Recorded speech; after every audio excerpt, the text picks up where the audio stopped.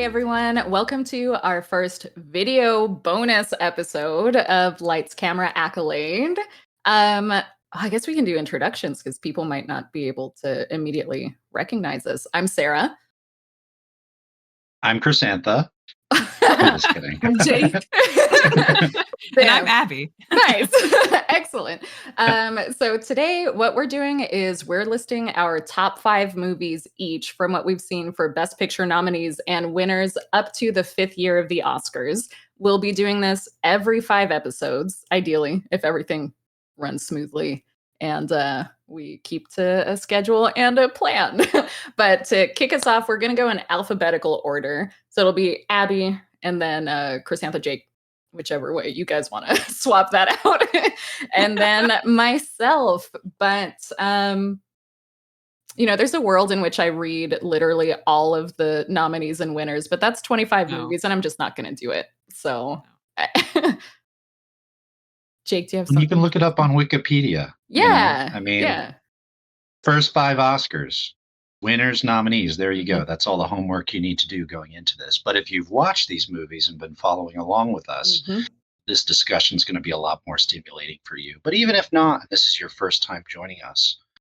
We hope, it's a good introduction for you. I really thought that you were going to say, if you've been following along, you already know all the movies that we're going to talk about or that are in the running today. But there are absolutely movies I have already forgotten. So. Yeah. Oh, same. I was making this list like, did I watch that? Did we watch that? But perfect. Well, Abby, do you want to start us off with your number 5 pick? Sure. So my number 5 is Shanghai Express, which stars Marlene Dietrich. The first time we've seen her. Going back when I was making this list, I was looking at all the movies that we watched, and at the time when I watched it with my partner, we were like, had a great time. We're thrilled with all the fashion. Did not absorb the plot whatsoever.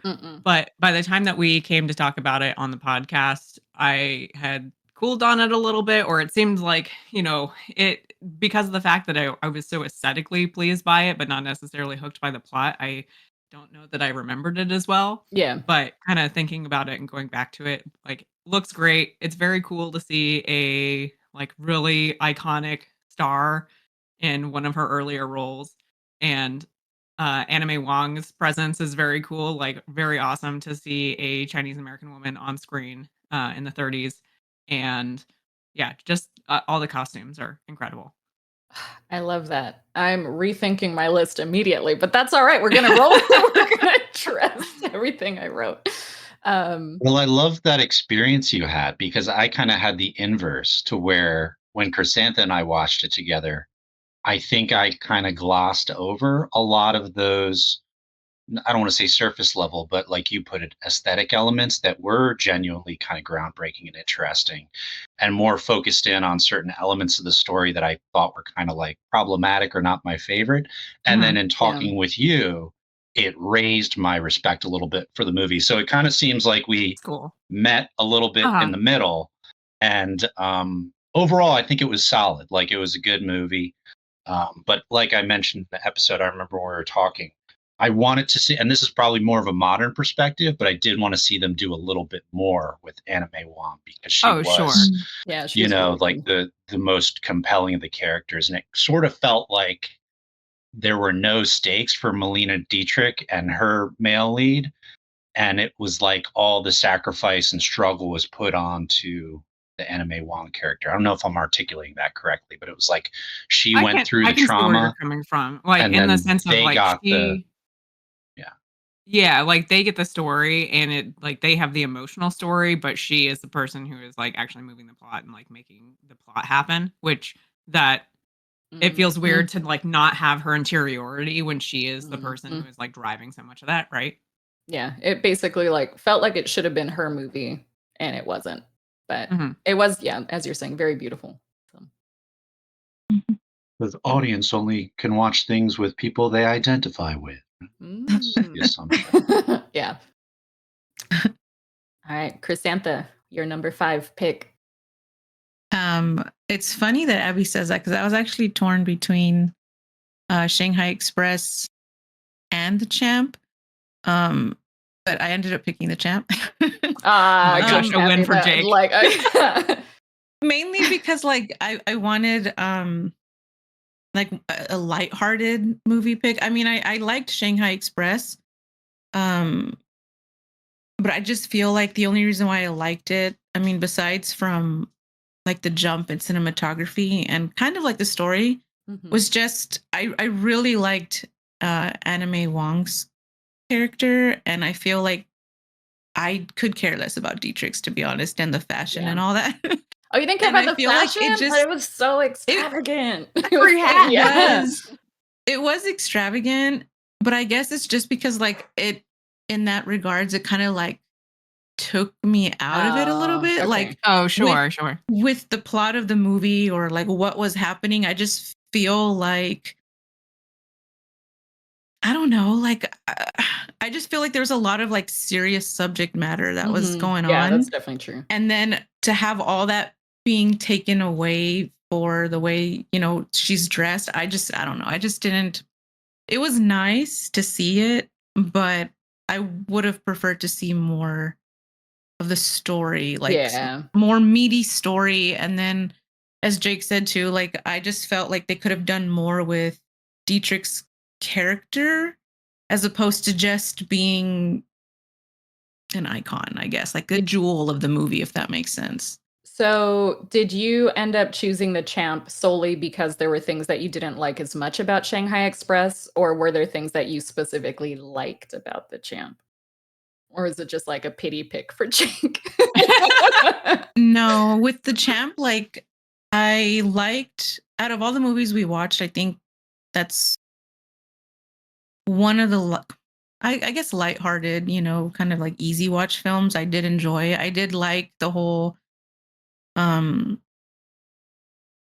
do you call it? Like the role reversal of having his son kind of be the father figure and then the father kind of being the child. Yeah. I feel like in some ways we can sort of all relate to that at some point, depending on who our parents are. Yeah. And so like, I don't know, it felt like a very sweet movie, even though it ended sadly in a way for at least one of the characters or two of them.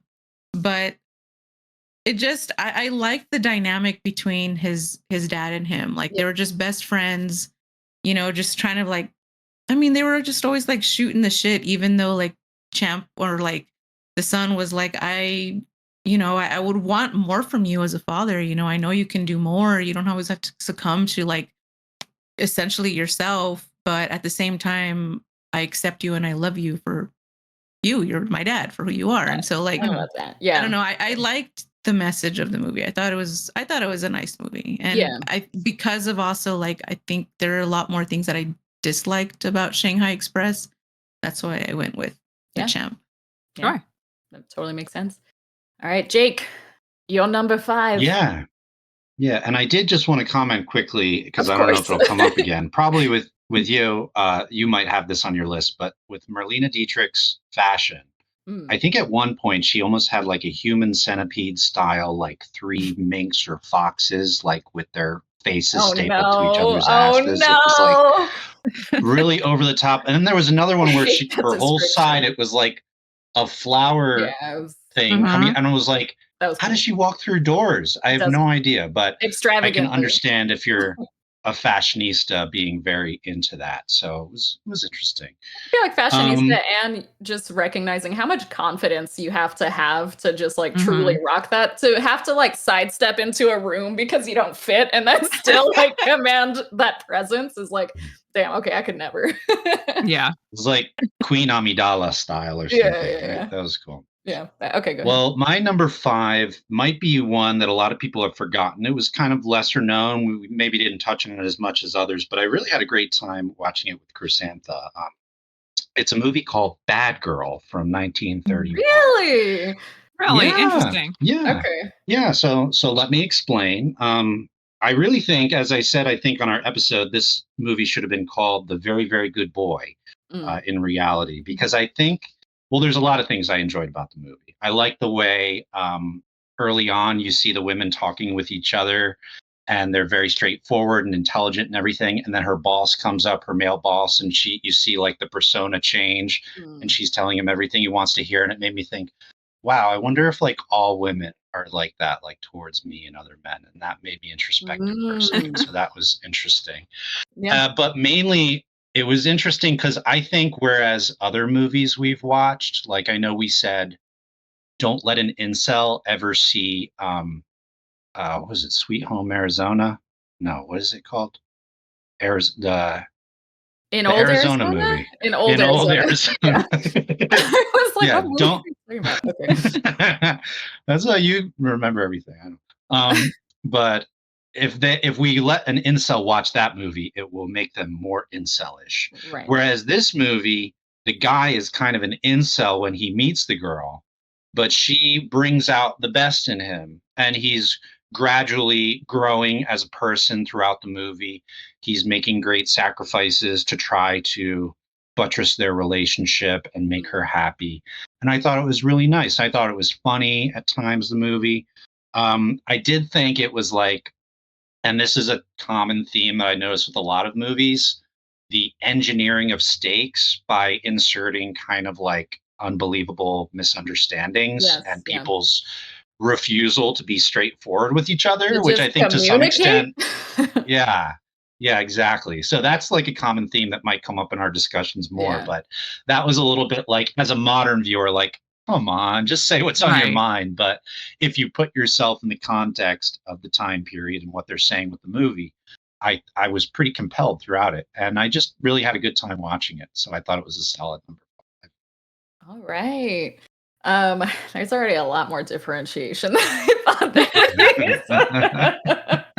was. So my number 5 pick is actually The Smiling Lieutenant, which I know Jake had some strong feelings about. He was done with Maurice by this time. It was so funny editing episode 4 when we're like, oh, Maurice is going to be in the next one. And Jake was like, oh, I love that guy. And then cut to the 5th episode where he's like, I'm so sick of this guy getting with his smirk and with his smug expression. I was like, to be what fair, happened? We had 2 Maurice movies that, and like I think they're both by Ernst Lubitsch too. So it's like 2 Maurice Lubitsch movies, and that are essentially the same.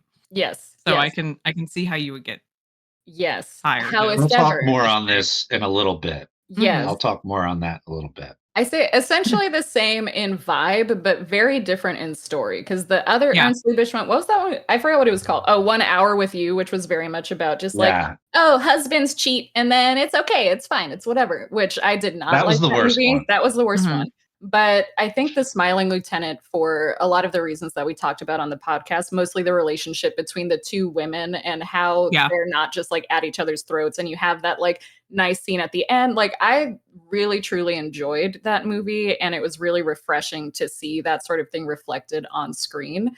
As an alternative to a lot of what we see normally in like rom-coms or even in like dramatic sorts of situations where you have a love triangle situation. So I thought it was some parts charming, but very entertaining throughout, and was just surprising in those types of ways. So made it to my number 5 for sure. And I think when I was compiling my list, I was like, which ones would I be good to watch again? And I do feel like I could watch The Smiling Lieutenant again. Oh, absolutely. I'm not going to argue with you because I'm going to comment on that topic. Okay, all right. But I think that's a solid number 5 pick. And everybody's waiting for me to tear into her because Maurice is now I need to know. Rapey skunk from Looney Tunes, but I'm going to say that. It's like Pepe Le Pew. But all right, cool. Yeah, I always forget his name. Yeah, that's all right. That's what we're here for, to help you with names, because sometimes you struggle with that. All right, Abby, we're back to you for your number 4 pick. My number 4 is The Smiling Lieutenant. Oh, hey! For all the things that you said, I just think that it's super fun to watch. Like I think it's the best version of the Maury Chevalier and the Ernst Lubitsch like pair up that we've seen. Like the script is really solid. I think it has great roles for its women. And yeah, I think it's great. I think it's very fun. When I watched it, I immediately went and told a bunch of my friends who are also like really like Design for a Living and some of Lubitsch's later stuff. it was like, you got to watch this one. I think it's really neat. It's fun. I think it's cool to see like not very subtle like queer content in the movie. Yeah. Cool. Yeah, she comes. I feel validated. I feel immediately Yeah. validated. So glad that was your number 4 pick. All right, Chrysantha, what we got? Mine was not the Smiling Lieutenant. I chose Wings for my fourth one. Okay. Mainly because I think there was like some sentimental attachment to it, because that was one of the first movies we watched, and like out of the silent film era. And so I felt like it was the one that kind of, it made me fall in love with silent films, because before I had never seen one. And so that was the one that made me realize like you don't need to have dialogue or music or whatever, you know, like the way we have, you know, modern movies now, to make the audience kind of follow along or really, what's the word? Like just get entranced in the story. Yeah. So it's definitely a lot of sentimental, I guess, attachment, which is why it's in the fourth. But I mean, aside from that, like I liked the way both characters, like both male lead characters, kind of, they had this like frenemies kind of dynamic going along that I really liked, where they started off as friends, but obviously because one of them was hiding, you know, a secret and all this stuff. But like it just, they weren't at each other's throat. It was kind of like them lifting each other up to try to be better in a point in time when essentially, I mean, they were at war. So, I mean, like you just kind of end up bonding in that way. And then even when the whole big reveal happened, like, yes, there was like kind of like a falling out, but at the end, it was still, you still saw like they cared about each other. And then I really liked what they did with the female lead. I forgot her name in the Clara movie, Bow but is the actress's name. Mhm. Mary. I forgot what her name is, but Mary, that the up. most, I'm gonna make it up. the most common name. I think you're right. Yeah, I was like, no one fact checked that. I liked the fact that like, okay, she had, you know, interest in one of the male characters. He didn't have the same interest in her, but she still went off and did her own thing. And then she was successful at it. And even at the end of the movie, like she was her own person. And I like that. I didn't expect that for a movie like in the 1920s. Yeah. So yeah, I found out later, like after we recorded that episode, that apparently the original screenplay didn't have Clara Bow's character at all. It really was just the story of the two male leads, which I feel like they obviously have a very compelling sort of relationship dynamic throughout. But Clara Bow was becoming so much of an it girl. They were like, we got to have her in this movie and we're going to put her front and center and like create this character for her. And I was really surprised by that because I genuinely did like her character. And normally when like someone gets shoehorned into a movie just because it's like a big name, it's very obvious, right? But in this one, I was like, yeah, she was like, I liked her whole story too. So I felt like she fit. Yeah. But yeah, that's right. those are my picks. I think it's so cool that we like would have. Oh, go ahead. Oh, okay. I just think it's so cool that like kind of opened up the world of silent film for you. I think that's terrific. I was just going to say, I don't know if we would have seen that character of Mary a few years later. Yeah. I think that was a good example of what you've pointed out, Sarah, with that regression. So we were lucky to have gotten that last look at a different era of film. And now we get to experience the pain of seeing that gradually roll back. Yeah, definitely. All right, Jake, you're number 4. Yeah, so I don't mean to sound like a follower here, but my number 4 is also The Smiling Lieutenant. Oh! Yeah, surprise, What? surprise. I'm genuinely surprised. I thought you were going to. So let me explain. That, but yeah, please explain because listeners are going to be confused if they listen to our previous episode. Right. Well, I've been given a lot of thinking, and I know I came off very frustrated with Maurice in a recent episode. And it was just because, like you guys said, we had Maurice getting away with shit that just would not fly now or even then. But I think that of all the movies, this one comes the closest to a really effective satire. And if I was taking my modern perspective, what would have been really cool and kind of like the final defeat of Maurice as like a video game boss would be if the two ladies got together at the end and realized, why the heck are we with this little, smiling schoolboy? We are clicking, let's just go off and do our own thing. Yep. And that would have been really neat. Obviously, you're talking about the early 30s, so that's not something that's going to happen. But maybe, but and it as should Abby has, right, and I know Abby is an Ernst Lubitsch, however you say it, aficionado to some extent. So maybe his assumption was that certain members of the audience would be smart enough to kind of draw that conclusion or like imagine that ending.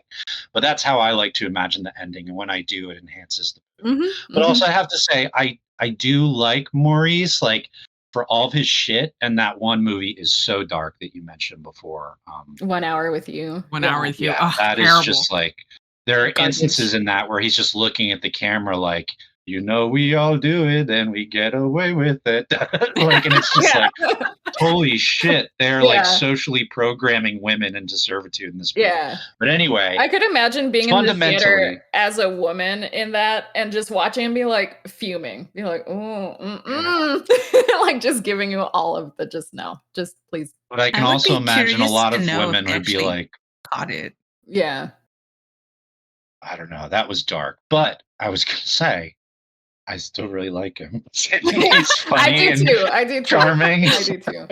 This is how he keeps getting away with it. This is how he gets away with it. Exactly. I'm adding to the talk. I'm like one of Harvey Weinstein's enablers or something. No, I don't think he's not that. He's not a violent guy. Is like you're like. He really can just get away with it. He really He's can. Just so charming. I'll take him back. He's so charming. He reminds me of my father. I love you, Dad. He's such a charming guy. Yeah, and he gets away with all kinds of shit. But anyway, that's my number 4 pick. Excellent. I had to have a Maurice on there somewhere, and that was it's gotta be. It's gotta be. Well, I also don't mean to seem like a follower, but my number 4 is Wings. So for definitely like all of the things that you mentioned, Chrysantha, and it really was it just blew me out of the water in terms of being my first. Any silent movie that I'd watched before was maybe just like clips of a Charlie Chaplin sort of slapstick comedy. They were very short, like low frame rates and stuff. So seeing this big epic production with a compelling story and characters that you really cared about, without dialogue, with old-timey acting, all of that was just extremely impressive to me. And I still haven't seen obviously a ton of silent films because most movies after that were already talkies, but it is something that I would recommend to people who are interested in silent movies or in classic film and seeing that early history, that like it's absolutely worth watching even today. So yeah, that's my number 4 pick. Awesome. No, it was like bad. By the time we get to you, we've like talked about the movie, or that's okay. It's tough to be in the 4th spot. I feel like only when there's significant overlap with the movies, because sometimes it's just like, okay, well maybe I put something on my list that y'all didn't, but I'm starting to think that's probably not going to be the case for the top 3, just because I would be surprised to have a lot of differences. But I will add though, jumping off of your Wings thing, the other thing too, I think that kind of solidified it for me was when we made the switch. Because when we first watched it, we were watching. The music just did not, didn't mesh. But then when we found the original score, that's when I was like, oh shit, they knew what they were doing. They were trying to convey emotion and scenes and stuff.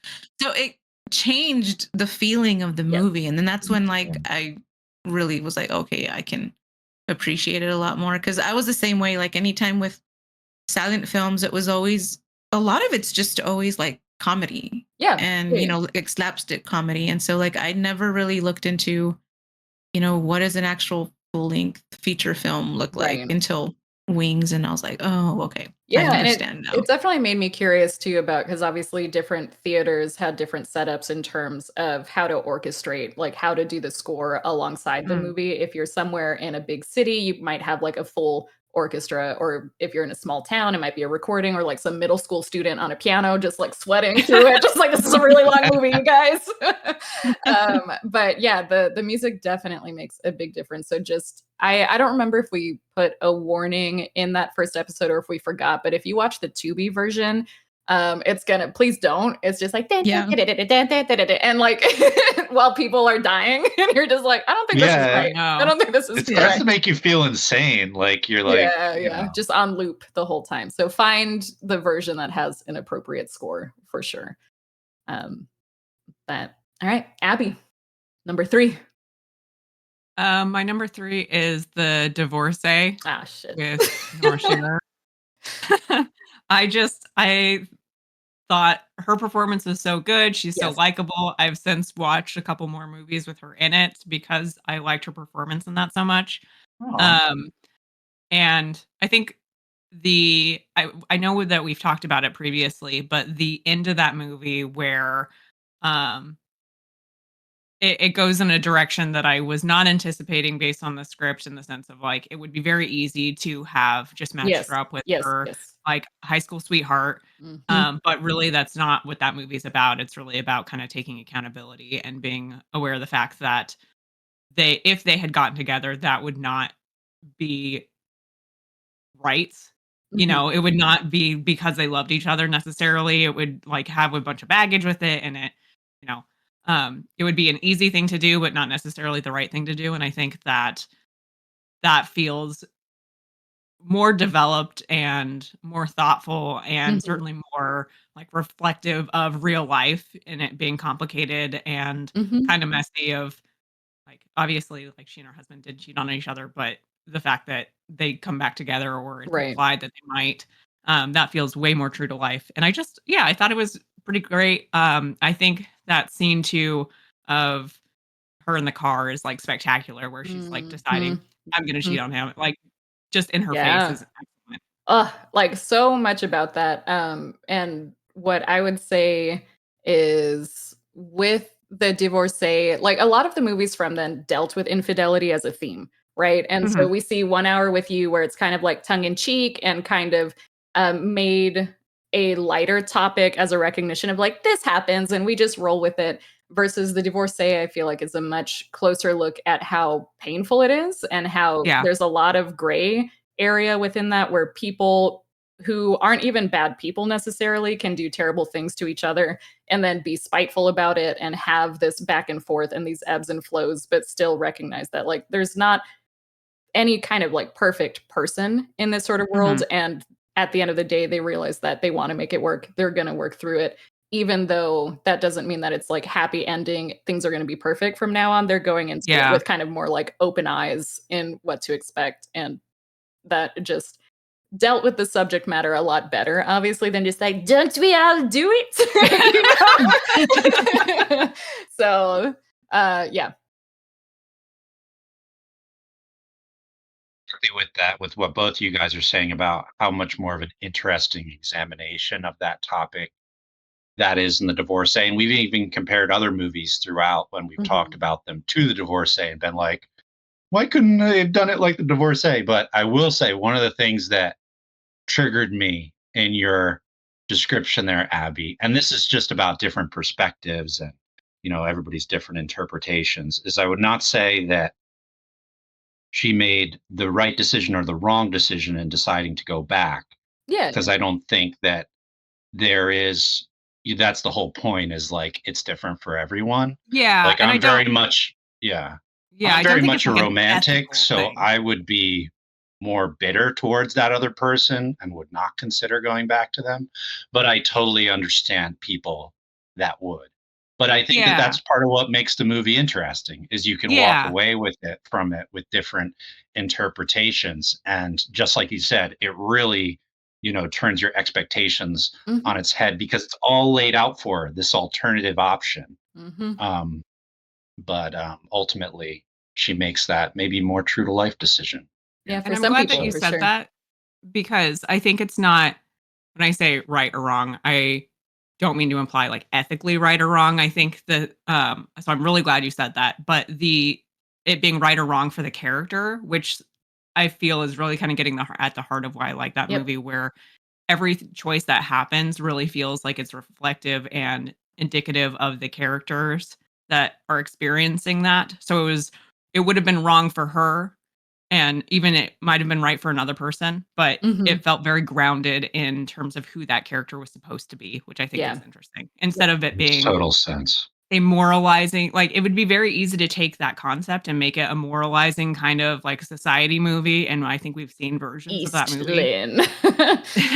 Eastland, I Funny think you that mentioned that. Yeah. we've watched a lot of movies that are like, and this is what we as a society should do. Right. Um, and I think that movie manages to kind of not be that while also dealing with a subject that was clearly very common and popular to dramatize. Mhm. 100%. Yeah. That's true. No. Chrysantha, you're number 3. So I was in between the Broadway Melody and Oh. Arrowsmith, but I went with Oh, Arrowsmith. dang. Um, Okay. Fascinating. Yeah. so I mean, like I think it's because, like I said, like I did like the whole plot of the movie. I thought it was kind of good, even though it kind of started off kind of, I don't know, how can I say it, like superficial. Mm. But I think overall the whole message, or the message of the movie was, like ethics and research. And so, like I said, Mhm. like I have my background in that. So I thought, like, I don't know, I liked it. It was kind of like, how would you word it? The word's not coming to me, but like fairy tales, and they're like telling little kids, don't do this because then this is going to happen. So it's Mhm. kind of Like like along those moralizing, like lines. Abby was. Yeah. Okay. Yeah. Like that. And so I did like that. And at the same time, like, I feel like from all the movies that we had watched up until that point, I really noticed a change in the cinematography, at least, or the kind of Yeah. like the Yeah. artistic kind of shots and stuff. And it was just like, that was the one of the things that really stood out to me, was like, oh, like when I was watching it, like if I would notice a shot, I'd be like, oh, well, that's interesting. That's really nice. Yeah. Yeah. And it happened a lot throughout the movie. So I agree. um that's probably one of the biggest reasons why. Just the story, Yeah. and then the cinematography part. I mean, in general, like I do think the movie is a good movie. I feel like it's kind of slow in the beginning, but I don't know. If you're like a science nerd and you kind of like those kind of stories, I feel like it's a good watch. Yeah. The It's hard because I did like the Broadway Melody. I liked the dynamic between both sisters. Yeah. I have I have 3 sisters, but one of them is really young. Yeah. But like, I don't know, growing up with my sisters and being so close to them, I just have that soft spot in my heart where I'm like, oh yeah, I would, I feel Yeah. like there's just kind of like that, That just your being number able to 2? relate. No, it's like I was in between Aerosmith and Broadway Melody, but I ended up going with Aerosmith just because I feel like Broadway Melody, the story was good, but Mhm. I just feel like there could have been more, I guess, in terms of Yeah. like the film itself. And like I said, I just feel like the scenes, the shots, the way the story played out in Aerosmith, I just feel like that one kind of just Yeah. took the cake for me, at least. Yeah, it's a good For call at the out for the third place. cinematography for Yeah, definitely. Aerosmith, because I also, especially as someone who doesn't normally pay as much attention to cinematography, because I feel like in modern film, so much of it is just kind of becomes intuitive because we're used to seeing certain things. But watching these in chronological order and seeing that progression, it's really way more striking. And definitely Aerosmith was one of those movies where I was like, ooh, that's a nice shot, or like that looks really cool. So Yeah, and there's like that one scene, like, I mean, there's a couple of them in that movie that, I mean, still when I think about that Mhm. movie, that's where mine goes to, is when the wife, spoiler alert, dies, and it just Yeah. shows her like the shadow or a part of like her body on the ground, and then people passing through the door, and it's just quiet. Like Yeah, there's Mhm. yeah. no background music or anything. It just has the audience sit with Mhm. the consequence of the husband's actions, even though the husband's not even there to witness it, but we just know as the audience, like, oh, he's going to come home to this. Right. And that was just like so gut wrenching. I was like, oh, that is such good. Like, that's a really good way of setting up that scene or like that, that lesson. So, yeah, I do highly recommend that movie if you want to watch it. I'm glad you brought up Arrowsmith and you make good points about the cinematography because that's an early John Ford movie, and he will go on to be a very renowned director, particularly in westerns. And if anyone has seen the end of The Fabelmans that came out a year or two ago, David Lynch has a great cameo playing John Ford at the very end, and you can see like the grumblings of what he will later go on to become. But I think it was Abby that pointed out, or it might have been Sarah, but I think it was Abby when we were watching it or before we watched it, that they wouldn't allow John Ford to drink until he like wrapped the movie or finished the scheduling day. And once you said that, it was like, okay, now it makes sense why this feels like kind of rushed. Because I feel like there were elements where they took more time and it was more interesting, like the whole moral dilemma about the case study and the research group and everything. It was like that was like interesting, and I can definitely understand as a scientific person being stimulated by that. But I just couldn't get over like the very beginning when they're like, he meets this girl, they go out for lunch. He's like, I'm going to marry you. And then like all along, she's just like more, she doesn't feel like a real person to me. She feels like kinda more like an a prop appendage of him. Yeah. And what happens to her is meant to help him along on his own kind of development, which from a storytelling perspective, I understand that that's like a common thing. But for me, when I look to a movie, as Sarah has said, it's like the characters, I want them to feel more real. So it didn't hit that mark in the way that like a Divorcee for me. But I'm glad you brought it up because it's, it's worth talking about. I think maybe we can say that John Ford probably agrees with Chrysantha that the science and like the moral quandary is the most interesting part of the script, because surely he must have gone through the script and ripped out anything that wasn't necessary or that he didn't think was important. So yeah. So y'all are on the same page. Great minds think alike, Chrysantha. That's what we're finding here. I mean, I was expecting this to be a knockdown, drag out argument, but there's still time. But I think maybe because our sample pool is so small at this stage that there's naturally a lot of overlap. Yeah. All right, Jake, you're number 3. Yeah. So again, just off what I just said, I won't dwell on it too much, but it was Wings for me. I really enjoyed the experience of watching that. And just like with you guys, it gave me a new appreciation for that era of film because it elicited all these emotions and reactions that I would expect, a silent picture not to.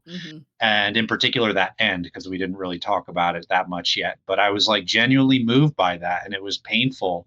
It was kind of the archetype misunderstanding engineering, stakes. But I think it was really done effectively in that case. And just on a side note, as a little boy, for as long as I can remember, I've always been super into like planes and spaceships fighting and stuff. Sure. So like in Star Wars, the space battles are my favorite. I love Top Gun Maverick.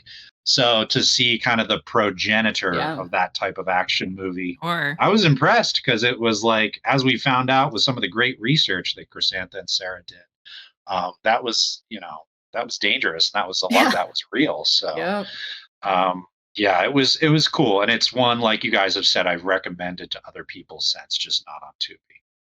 Yeah, not the Tubi version. All right. Well, my number 3 is also The Divorcee. Hey. So going last is just like, damn, all these movies been talked about. But you're trying to think of like the wallpaper in that one scene was very cute. Yeah, exactly. Remember the one thing we haven't talked about yet? But no, all of the reasons and the discussion that we've already had. I think it was a great movie. And I think it was also the first one that I watched that I was like, I feel like I would recommend this to any modern viewer. Wings was one where I was like, modern viewers who are interested in film history, and The Divorcee, I feel like still felt just so thoughtful in very controversial or darker themes. I was like, I feel like most people would enjoy this if they gave it a chance. Yeah, I can see that. Cool. Abby, your number 2. It better not be my number 2. My number 2 is All Quiet on the Western Front. I think you know what Sarah's number 2 is. Yeah, it's fine. It's good.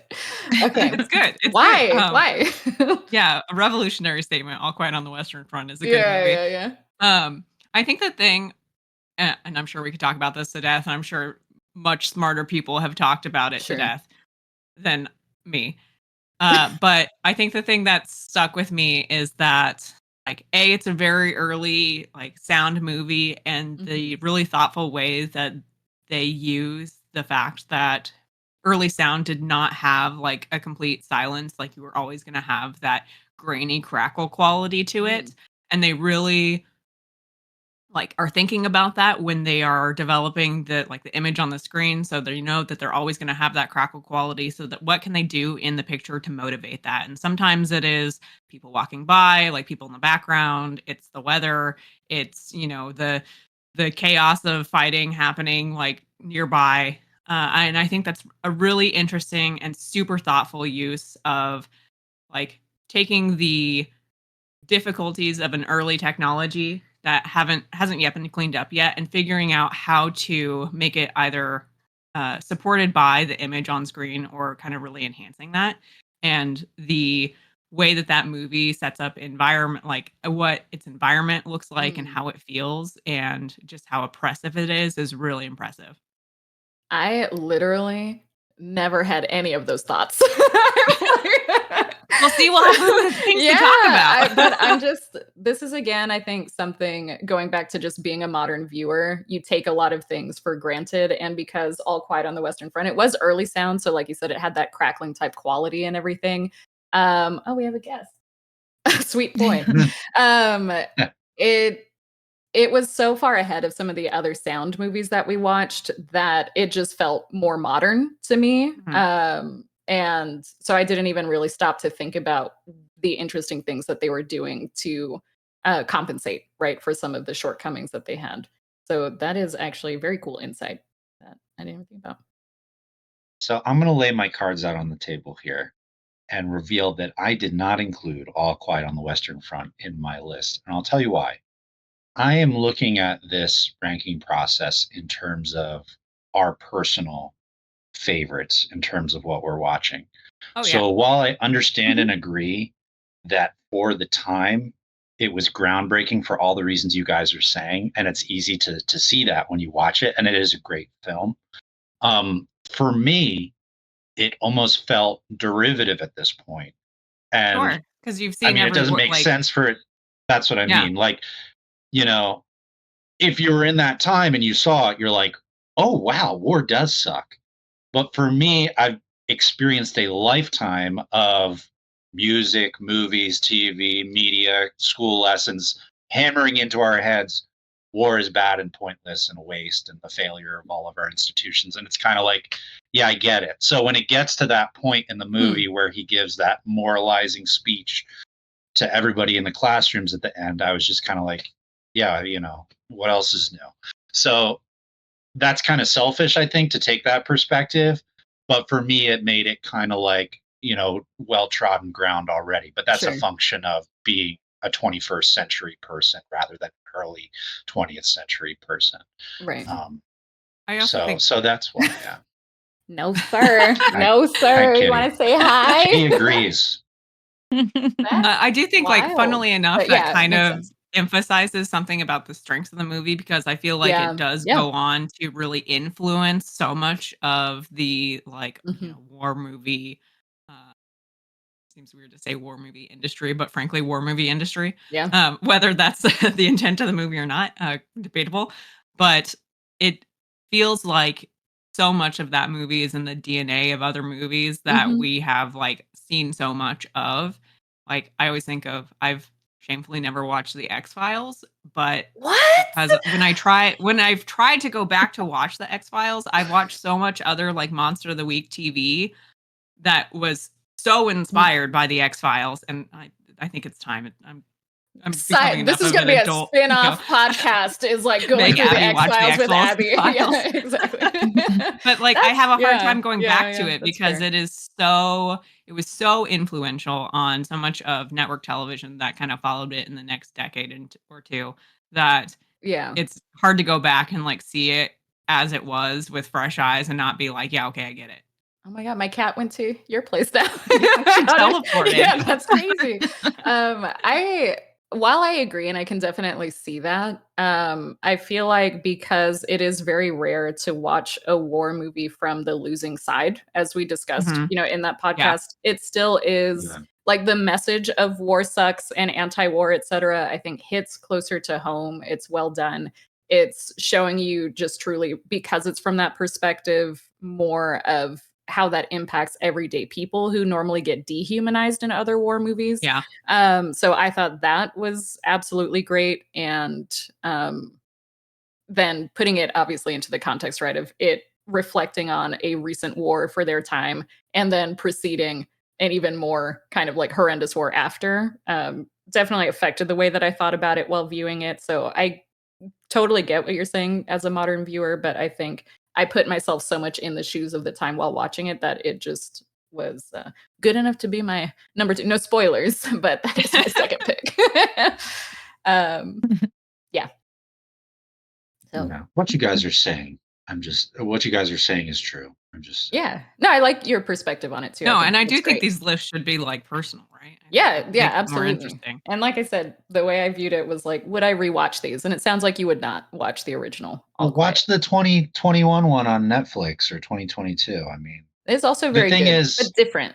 that the original, it's very different. The original tells us and shows us why war is futile and painful and awful, and the new one, it's all kind of kinetic and Mhm. physical, and you see it. And I felt like that was a little bit more.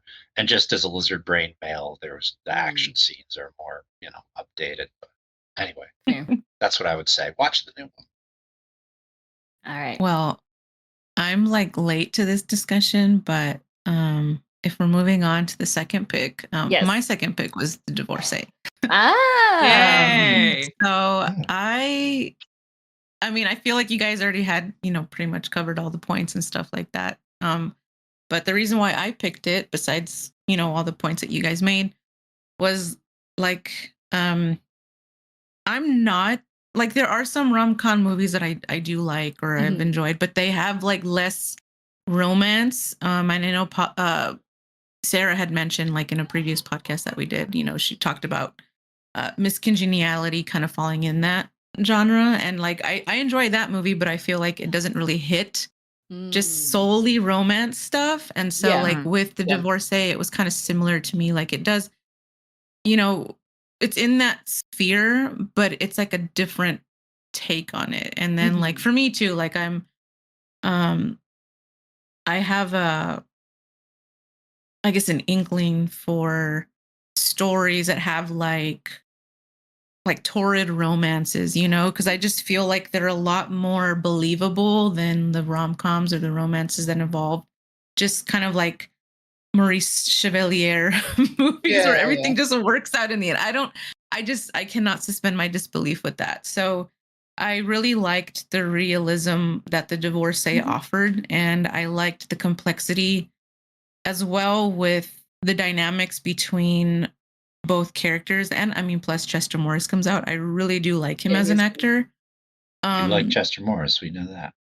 I think you have a crush on Chester Morris, let's be honest. I think he's a good, I mean, so far I feel like his what do we range call is him? pretty Dark good. Toby Maguire? Yeah, Dark Toby Maguire, for sure.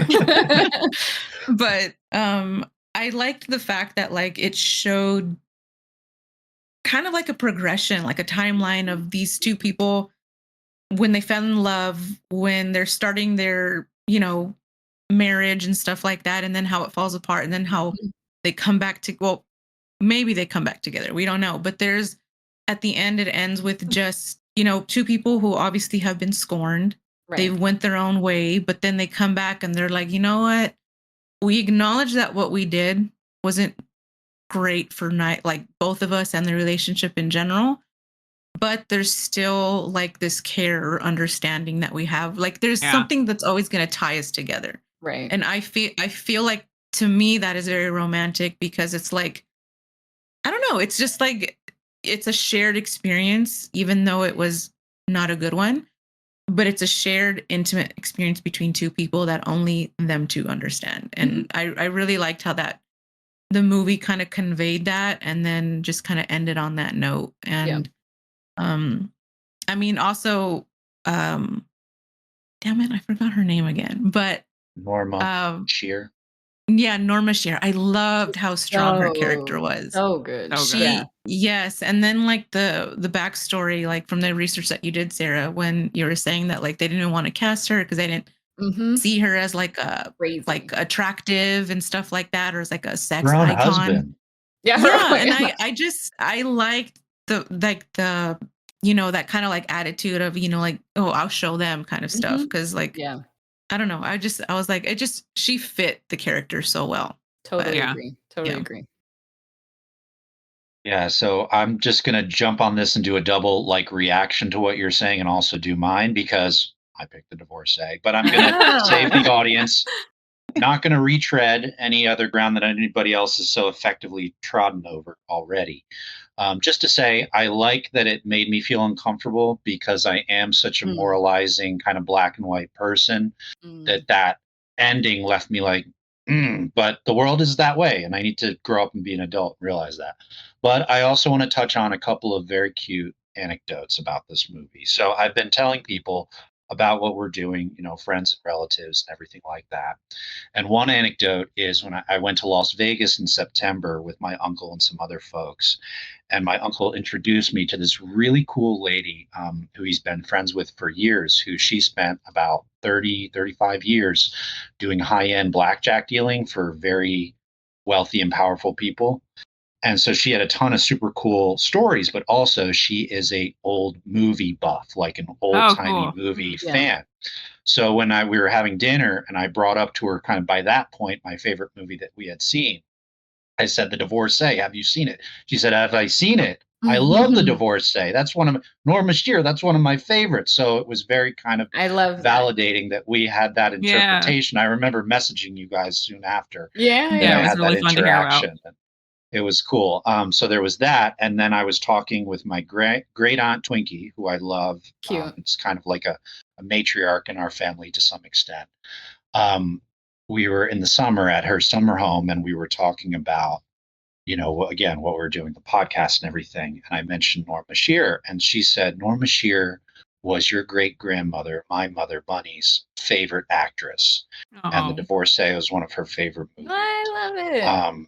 So that was also kind of like, you see those threads and those connections with what we're doing to the modern day. And those individuals in particular, because they're both, middle-aged women or older women who straddle those two worlds. Yeah. And it's almost like what we're trying to do here with talking about the progression with these movies, how American culture has changed and developed, and, that story. And it's even encapsulated in people that are still with us today. So I love that. I don't know. I thought that was cool. It was a great movie. Anyone would enjoy that movie, as we said in the podcast when we talked about it. Yeah. And I think seeing those threads and those connections was a big motivator in starting the podcast at the end of the day. And it's just nice that we're already seeing that at this point, because I'm looking forward to, when I get into the movies that my mom grew up loving and stuff, because I look forward to having those conversations. So I am sad that I don't really have anyone in my life for this era of film who's just like, yes, Norma Shearer, or anything like that. But I'm waiting to get there with some other movies for sure. That reminds me, I was talking to my mom about this and talking about, I should have mentioned this when Chrysanthemum was talking about The Champ, but I was telling her we watched The Champ and she had not seen the original, but she had very clear memories of the remake. And she was telling me that when she watched it as a kid, she was like, something must have been happening with my life because I watched it and I remember I cried so hard Oh. that my mom had to come in and like comfort me. So Oh. it's Champ will really do that fun. to you. Yeah. Damn you, champ. Oh.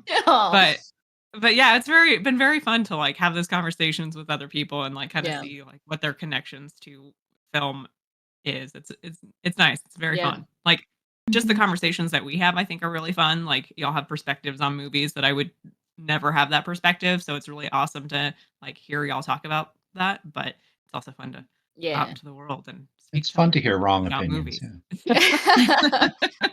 Okay. Wow. Well, all right. Just joshing. Just kidding. Okay, we'll see what everyone's number one picks are. We'll see how like No, I was so I've been running the numbers in my head. I'm like, what's their number one? And I'm like, okay, no, you know, I you probably figured know it it out is. in the Yeah. last Got 5 it. minutes. Got Yeah. it. Well, as we all already know, my number two pick was All Quiet on the Western Front. So we've had that conversation already. Moving on. We can go to Abby. Your drum roll number one pick, if this were the best picture winner for this year. For me, my Come on. number one pick of all the movies that we have watched so far is Five Star Final. What? I know. Shocking, I know. But Yeah. that was my favorite movie that I Yes. watched, period, last Yes. year.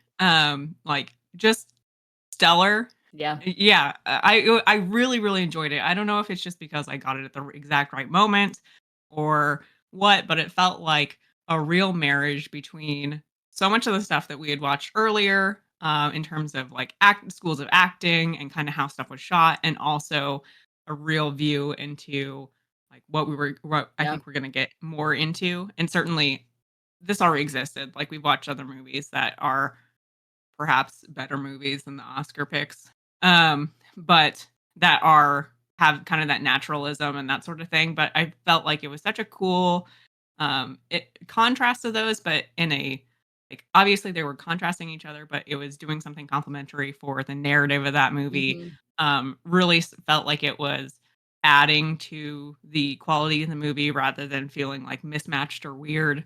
I just think so many of the performances in that are really excellent.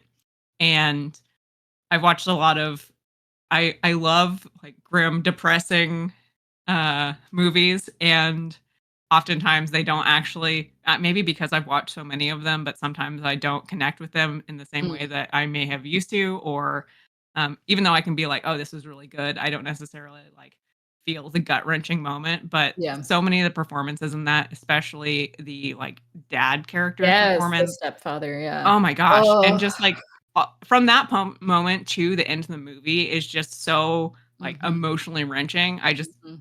Great movie. Fantastic. Yeah. I would recommend it. Everyone go watch it. It's great. Like literally everyone needs to watch it. Totally agree on all of that. And same sort of sentiment, the stepfather character. I feel like because he's so effectively both with the acting style that he had, but also his character and just how supportive and sweet. And like he was just there trying to fix a situation that none of them should have been in. So it Mhm. genuinely was like, oh, heartbreaking to watch, and you just wanted to like protect these people, but you know, like that's not what that sort of tabloid industry does. It just crushes people and churns them out because it doesn't matter, it's all about the sale. And I felt it was also just, it felt very relevant to a lot of what we see, Mhm. and sometimes even what we engage in, right? Where it's just like, dang, those true crime, like there's a lot of things that are trauma for people that we Yeah. engage in, right? Because it's like it's something that interests us or whatever else goes into it. So absolutely phenomenal movie. And I'm not going to spoil my number one pick, but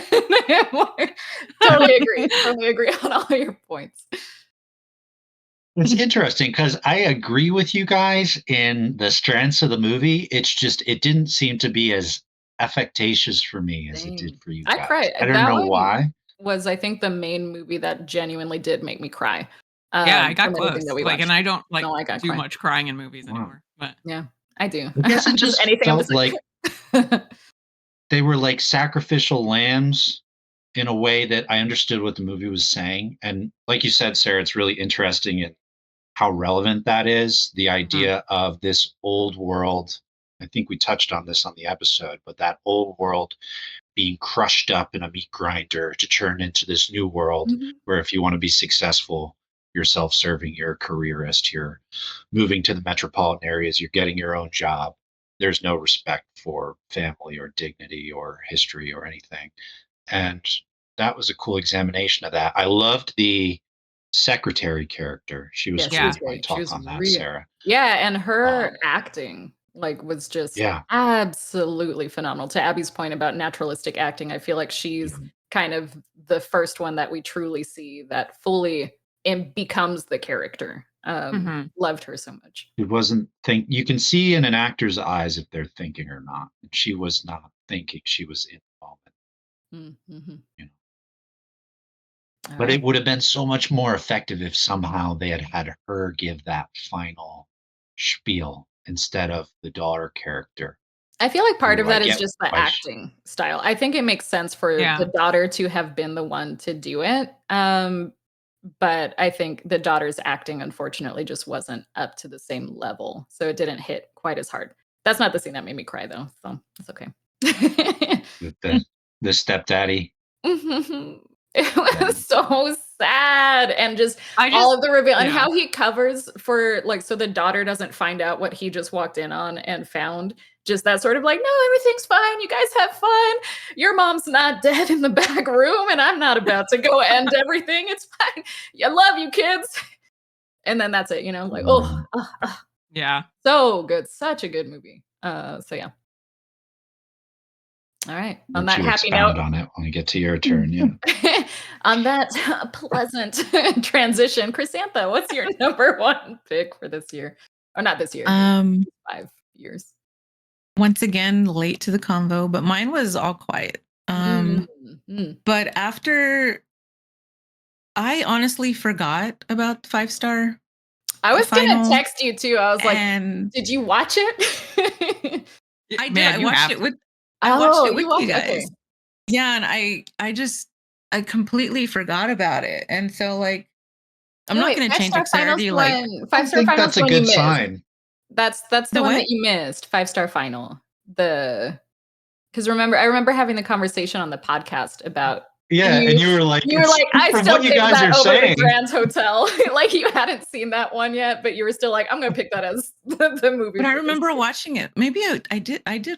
You might I be watched. I remember the secretary and all that. Maybe I watched it maybe you watched alone. I it thought I separate, watched yeah. it with you guys. But You probably had us in your heads or in your head for the conversation.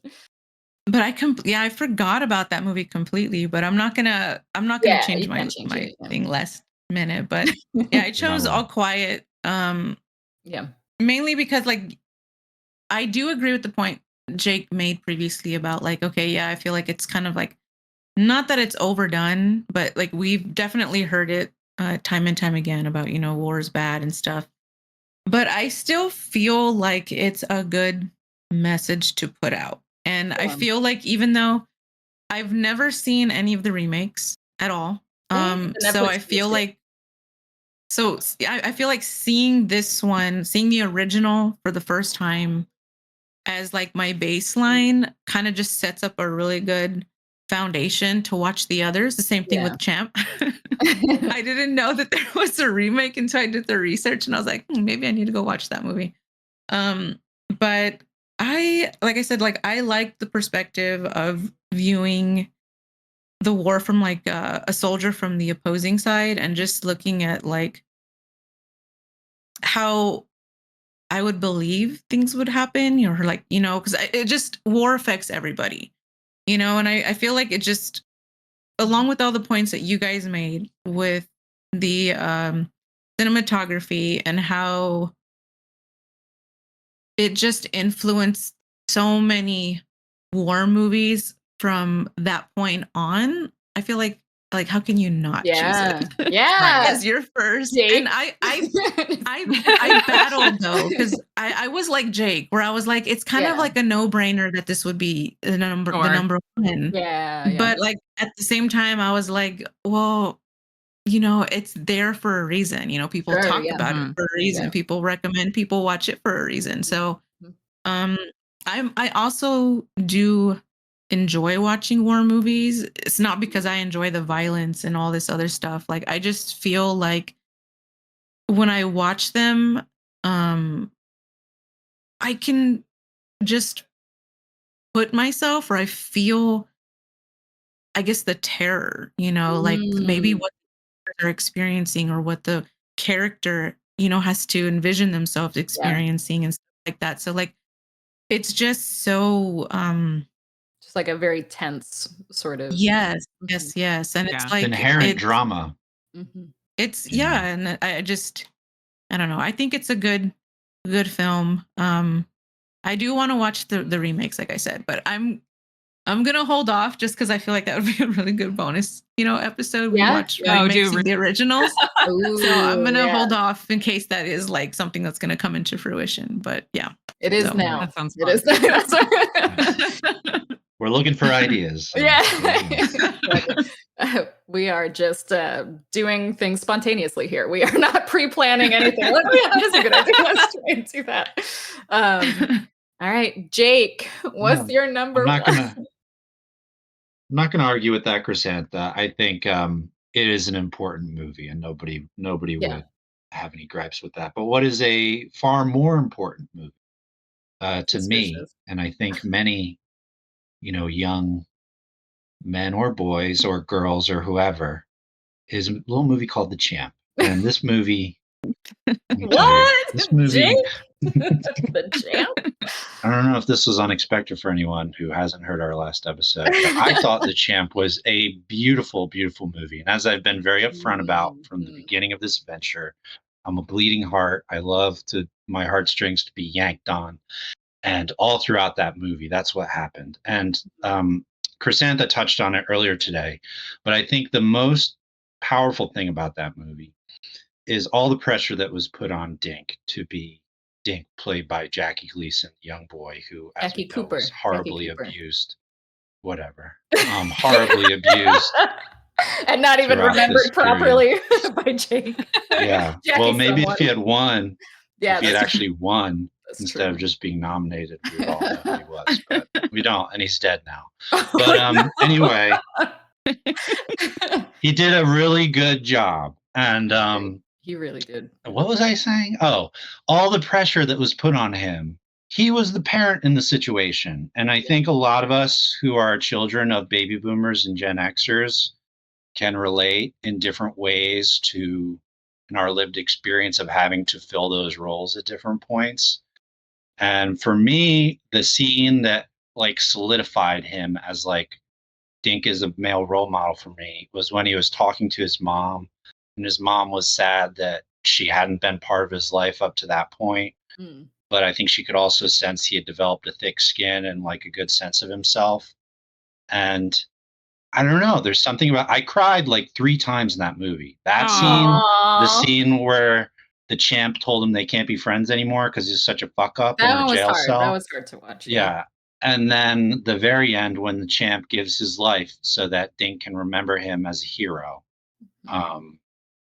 I don't know if that movie didn't affect you. And I'm disgusted and offended that it's not in any of your top 5 at all. I can understand it not being in the top 3. How dare you? Wow. I couldn't remember if she settled on that one or the other. She does this thing where she compares them and I get confused. But anyway, thank you, Chrysantha. There's a place for you in Valhalla. You other two are... I don't know what's going on. They're both cat owners. Maybe that has something. Apparently the same cat too. So. Yeah, exactly. Put it this way. If you don't watch The Champ, the original, I don't know about that 70s shit. I haven't seen it yet. It's probably okay. But the original is like in my top 20 movies now. So if you don't see it, we're not friends anymore. And that's all I have to say. Okay. Strong feelings. Come at me, bro. If any of you think you can change my mind, good fucking luck. Yeah, I love that movie elicited such strong feelings from you, because I just love that obviously different narratives, different things will speak to different people, and I love that is one that just really, really resonated with you. Sure. So. Yeah, absolutely. I also think the chemistry between the two main actors So good. Jackie Yeah. Cooper and I'm now blanking on the other guy who we learned who is an Wallace asshole, but Wallace Beery. Beery? Yeah, Yeah, I Wallace don't read Beery. his Wikipedia page. Yeah, don't read his Wikipedia page if you don't want the Yeah. illusion to be shattered. He is However, not I the do think champ. like All right. their like on-screen dynamic is Yes. whether it was like the actors or who is directing them or just the circumstances, but there is something really spectacular in those scenes. Like particularly like the Yeah. jail Yeah. cell scene and like yeah, there's some great stuff there between them. Yeah. Mhm. Yeah. Definitely.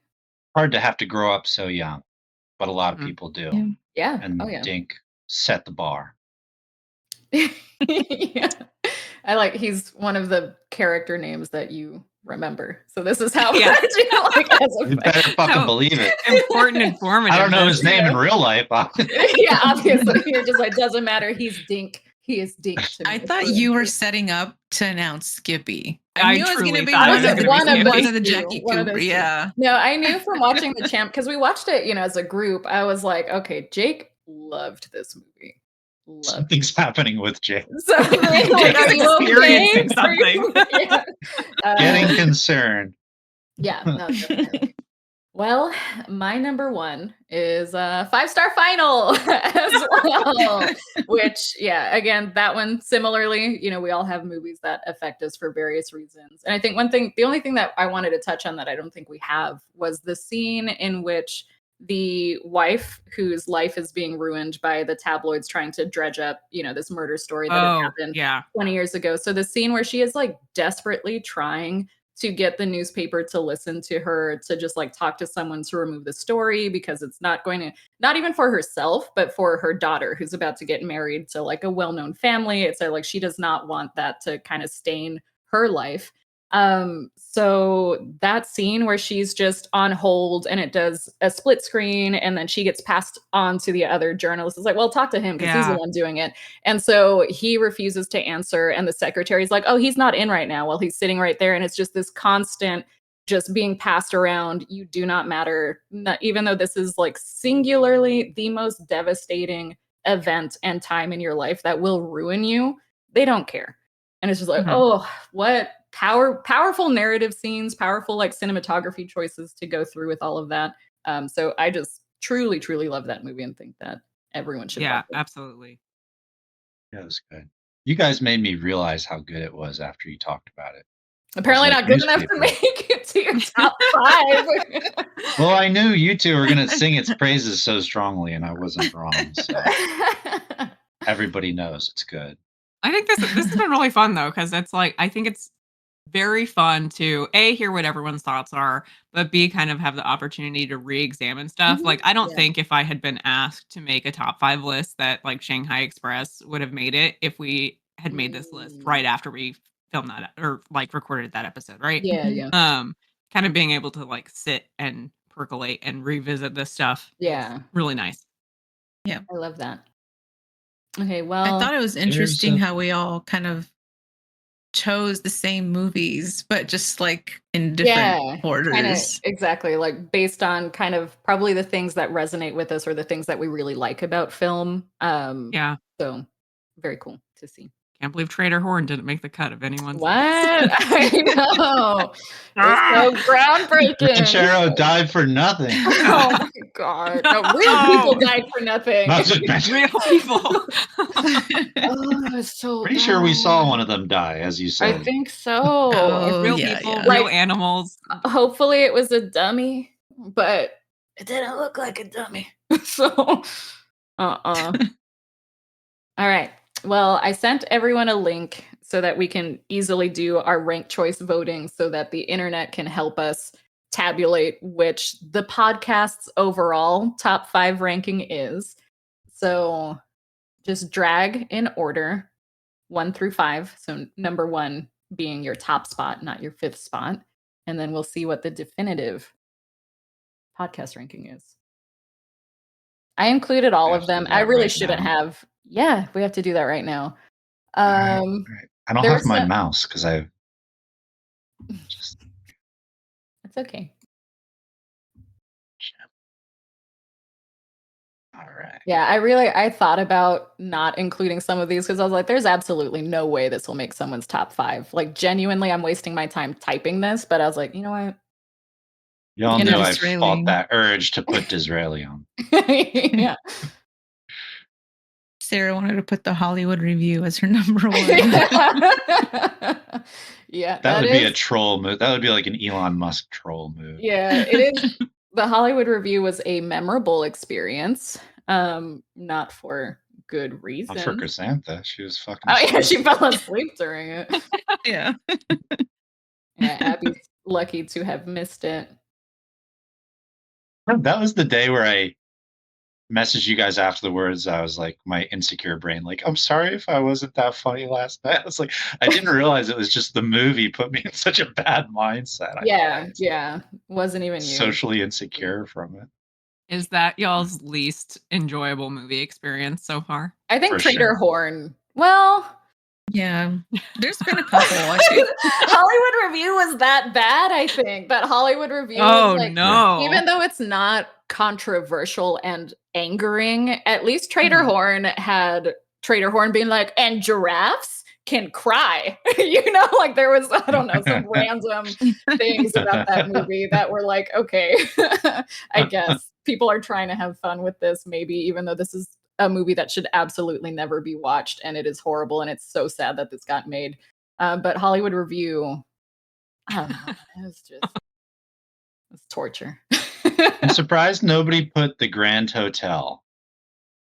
I was Like considering it, good. but then I was like, I don't know. I felt like I had a more emotional like connection with the others that I chose. Yeah, I think that's a good point though, because I feel like a lot of us agreed that it did deserve to win the Oscar that year, but spoilers for anyone who hasn't. But I feel like that was a conversation that we very much had, and it wasn't like anyone was like, "Oh, it didn't deserve it." But then the fact that it didn't make any of our top 5 lists is maybe I don't know. Yeah, I think it was good. I think if it were shorter, like just a more tight movie, it would have been up there. But so, Sarah, let me ask you this. I Yeah. put my top 5 in order at the top of this list. Do I need to do anything else before hitting no, vote? you should be able to just hit vote. I'm going to do it right now. Did it.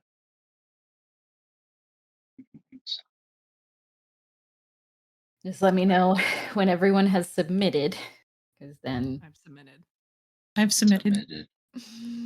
Okay, let's see the results. Number 1. Did I do the math wrong? Does it show on that website or no? It does when you put in the code. If you hit results and then you put in that 4-letter code, then it'll show it. I mean, Is this people are paying correct? attention. They should already know. This doesn't seem correct. It doesn't seem right. It doesn't seem right. Someone do some napkin math really quick for our top 5. Approximately 10 hours later. I just can't believe you guys didn't have a champ on there at all. Not even I would say, look, there were a lot of good movies, but there were a handful of good movies.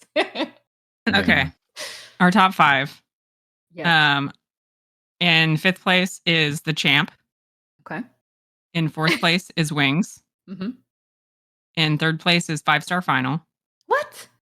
It's because you and I both voted first, and it like as our number 1, and it's weighted. Yeah. Then we have a tie between the. What was that? It's because they didn't put it on their list. That's crazy. Didn't affect me as much as you guys. Sorry. Okay. And then we have a tie between The Divorcee and All Quiet on the Western Front. Okay. With honorable That's very mentions fair. to The Smiling Lieutenant. Okay. So that motherfucker knew he was going to get in there. He knew it. He knew it. It would have been funny if it were somehow number peeking out 1. behind the curtain like. All right. Well, you heard it here, folks. This Good work. supersedes the Academy. All Yes. scholarship on film up to this point is Yes. now moot. We have delivered the final result of what were the best movies for this time period. I do think are all our movies from not quite, but almost all of them are from like different years, which I think is fun. Yeah. There's a good spread. So Yeah. I don't think any were from the second year of the Oscars, though. Mhm. That Right. introduction of sound. Yeah, introduction of sound was rough, and then I don't think and then we missed year 4, the all of the terrible years. the Great Depression. Yeah, yeah. So year 2 and year 4 of the Academy just like not worth You can just watching. skip them. those years. Cimmerillion didn't even come up today. Cimmerillion. That what? That's what it Cimarron. is. Cimarron. Oh. So Cinnabon? Yeah, Cinnabon. Cinnabon. I don't like I'm sweets. late. I just registered. I was like, oh, it's Silmarillion. All right. Well, we've got our definitive ranking. Oh, do we want to do any honorable mentions? Because I do feel like they're at least worth mentioning briefly here. Since someone said we can't include bonus episodes. No, yeah, that was a last minute decision too. So I threw everyone for a loop. What if we all just pick one honorable mention? Okay. Okay. I'll go. Okay. Got it. Yeah, same order. Okay. I'm gonna because I think that another movie's gonna come up, but my honorable mention is Hacksaw, and I really enjoyed it. It's like the weird documentary folklore movie. I had a great time with that. I love a fake PowerPoint. It was a real PowerPoint. They did their research. It was a PowerPoint before PowerPoint happened. Yes. And as a result, just lush production design. Love it. That little devil guy, I will be visualizing him. He's the guy who comes out of that closet in the middle of the night and just stares at me, sticking his tongue out. Oh, yeah. Oh, no. I can visualize that perfectly. But all right, Cassandra, honorable mention. Oh, that's so hard. I'm gonna have to go with The Cabinet of Dr. Caligari. That's probably my honorable mention. I mean, if you're a horror fan, especially. Yeah. I just like the artistic, kind of like the set. It just looks creepy. You can put like some creepy music in the background and have the movie play, and I think it'll just fit perfectly. Yeah. But like, just a funny thing to like Haksan, I was on the Steam kind of store the other day, and they actually have a video game. Oh, what?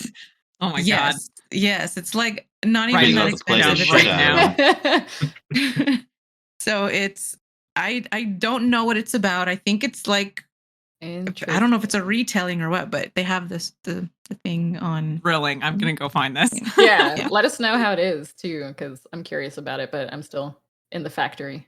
So I honestly think it's just like the film where it goes like about like through the research and stuff like that. But it was just cool to be like, oh, I've seen that fucking. I know what that is. Yeah. You're not playing like an inquisitor or something. No, I hope not.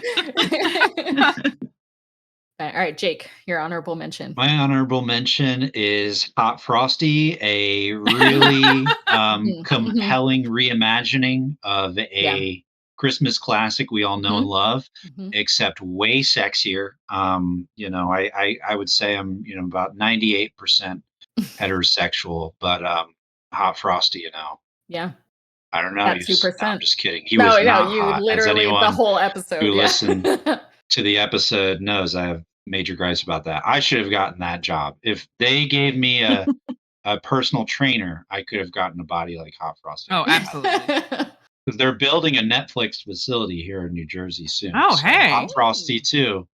Get ready. It's gonna be you. Hot Frosty 2 is, it's going to be a little bit more of a tired Frosty, but